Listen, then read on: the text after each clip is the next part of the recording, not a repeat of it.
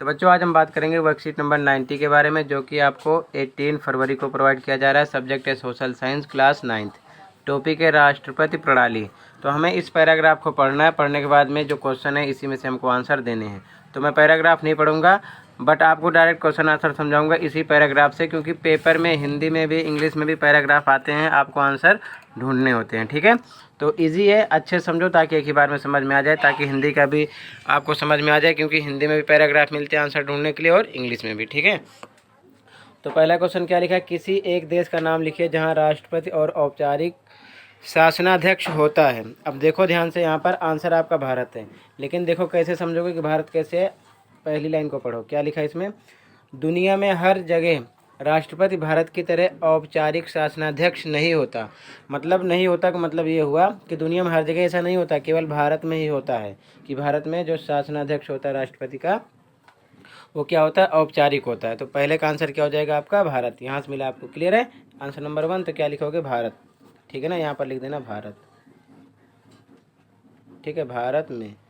अगला देखो, second question, America में विधायिका को किस नाम से जाना जाता है। अमेरिका में विधायिका को किस नाम से जाना जाता है। इसका आंसर देखो, इसका आंसर कांग्रेस है। देखो ये लिखा हुआ है, ध्यान से देखो, ये लिखा है कानून बनाने का काम अभी भी विधायिका है, और ब्रैकेट में लिखा अमेरिका में उसे कांग्रेस कहा जाता है।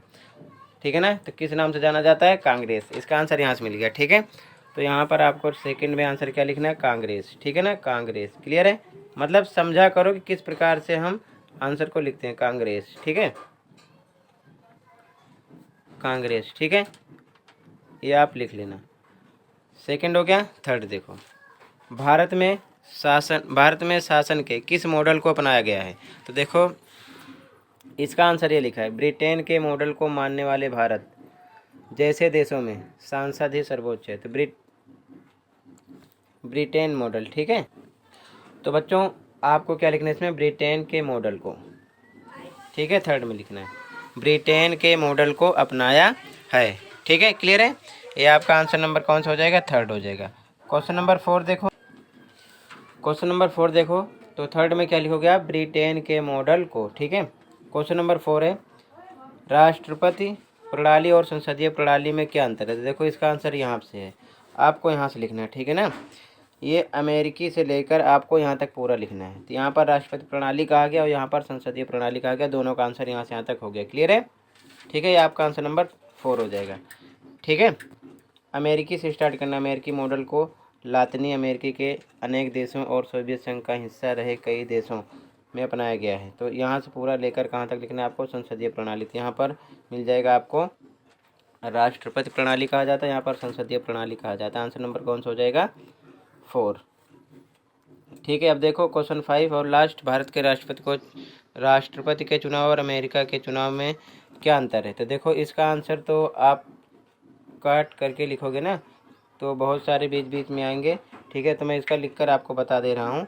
ठीक है, क्योंकि काफ़ी लाइनें कटिंग करनी पड़ेंगी। तो देखो इसका आंसर मैं लिखकर आपको बता रहा हूँ, ऐसे लिख लेना। आंसर नंबर 5 हो जाएगा। देखो आंसर नंबर 5, तो आंसर नंबर 5 में लिखोगे, नंबर 1, अमेरिका में राष्ट्रपति को जनता चुनती है, जबकि भारतीय राष्ट्रपति को विधायक चुनते हैं। दूसरा, अमेरिका का राष्ट्रपति खुद फैसले लेता है, जबकि भारतीय राष्ट्रपति संसद पर निर्भर रहता है। तीसरा, अमेरिकी राष्ट्रपति का चुनाव प्रत्यक्ष रूप से होता है, जबकि भारतीय राष्ट्रपति का चुनाव अप्रत्यक्ष रूप से होता है। तो 3 अंतर हो जाएंगे आपके। ठीक है, आंसर नंबर 5 की। इसी के साथ आपकी वर्कशीट कंप्लीट हुई। मिलती है नेक्स्ट वीडियो में। Thank you for watching this video and take care.